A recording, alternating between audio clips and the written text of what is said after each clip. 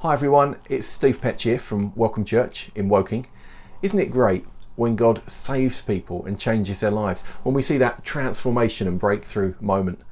The story you're about to hear is from Eric, and there's one little aspect of Eric's story that he doesn't include, and it's such a lovely aspect to his story that if you stick around to the end, I'll be back to tell you about it. Thanks for watching.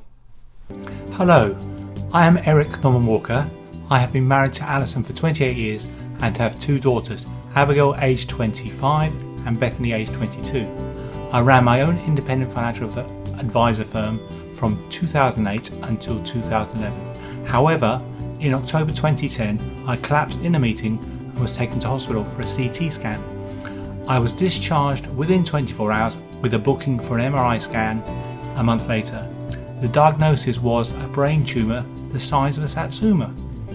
After surgery, I endured the standard 30 days of radiotherapy. I went back to work, but 2 years later the tumour started to grow again and I had to go through chemotherapy, which destroys all cells, and this is when my hair fell out. I was given until 2015 as my life expectancy and had to sell my business and waited to die. I am now well past my sell-by date. From about 2017, my health continued to rapidly deteriorate, and within 2 years I was unable to walk and confined to a wheelchair. Prior to my illness, I had been very active, having cycled up over the Alps and down several times. I met up with an old friend and he told me I was going to the wrong type of church and to seek out a more lively one.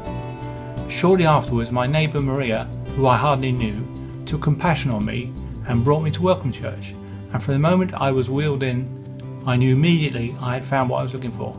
I cried all through the singing, and I have done so regularly ever since. I listened to the preaching of Steve Petch and Dove Everett and realised that I wanted to really connect with God. I would have to become a Christian, and this I did at an Alpha course last year. Earlier this year I was baptised in the new Welcome Church building. I have a Bible beside my bed which I read regularly, and with the help of my friend Steve, Dub and another Alpha course, the teaching of Jesus is starting to become clear to me. I fully understand, without any fear or trepidation, that God has a plan for me, and knowing that my sins are forgiven, I, like the thief on the cross, will be with Jesus in paradise. At the end of 2019, I was told I would never walk again, but with a history of never doing what I am told, I am setting out, with God's help, to prove them wrong.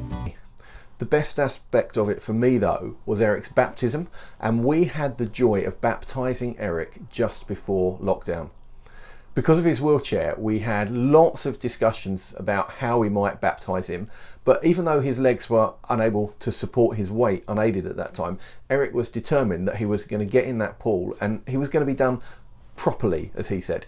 He didn't just want water poured on him, he was going to get into that water. So on the day Eric was baptised, his wheelchair was wheeled up to the edge of the pool. Then Eric was lifted out of his chair and sat on the edge of the pool at the top of the steps. And then he shuffled himself down the steps until two guys were able to get hold of him, one each side, and carry him with his arms around their necks on each side out to the middle of the baptism pool between them. And we couldn't baptise him backwards because his legs didn't work and couldn't support his weight, and equally we couldn't baptise him forwards. So the guys baptising him did the only thing they really could do.